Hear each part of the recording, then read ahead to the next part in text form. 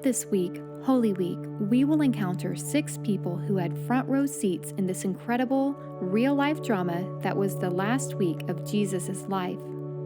Sometimes this story feels only like a story to those of us who have heard it so many times, but it was real. It was painful and rich and life-changing for generations and generations of Christians after it. But how much more so for those who lived then and loved this man named Jesus. Just as we have found that there are gifts in the wilderness, these people perhaps also found their place in the world, their true calling, as a result of a walk in the wilderness of life.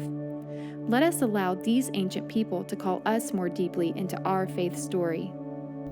Jesus was troubled in spirit that night, and he said, "I am telling you, one of you is going to betray me." The disciples looked at each other, not sure who or what he was talking about. Peter leaned over to Jesus and said, "Lord, who is it?" Jesus turned to Judas and gave him his own piece of bread. "Go quickly," Jesus said to him. "Do what you are going to do." I was so angry with him. Why wouldn't he fight?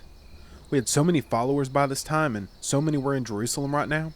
Why did he insist on this blessed are the meek stuff?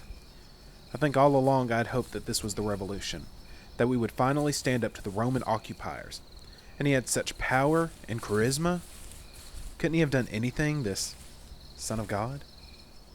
I suppose my bitterness finally took over. I'd kept it all inside for some time, and it had started to boil and rage until I just snapped. If I couldn't get my revolution, I could get out. I was tired of holding the purse for this motley group of people who gave it away as soon as it came in. And then I discovered I could get out with some money from those dirty Romans. It all happened so fast. They approached me.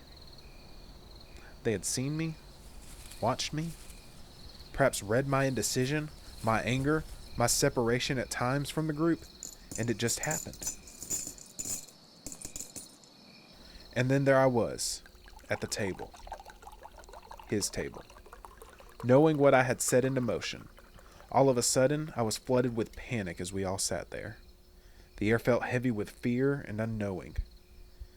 At the table again. It reminded me of all the meals in our years together. Sometimes just us, the small band of disciples, but often with someone Jesus had invited to dinner.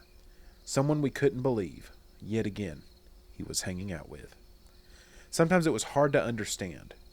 People who took advantage of others, people who had no interest in supporting him, people who questioned him, people who were beneath him. Really? He invited anyone to the table.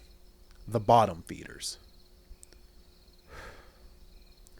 And then I realized as he stretched out the cup of wine to me and dipped the bread in it, that he saw right through me, knew my thoughts.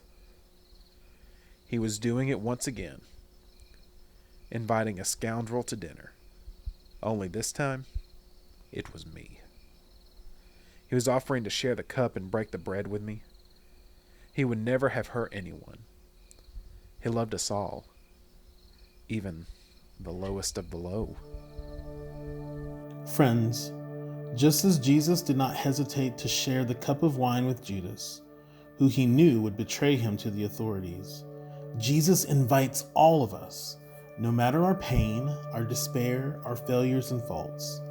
Jesus says, "Come and eat with me, for this grace can transform you." And so today, we remember his words that echoed that night to his disciples and that have echoed throughout the ages.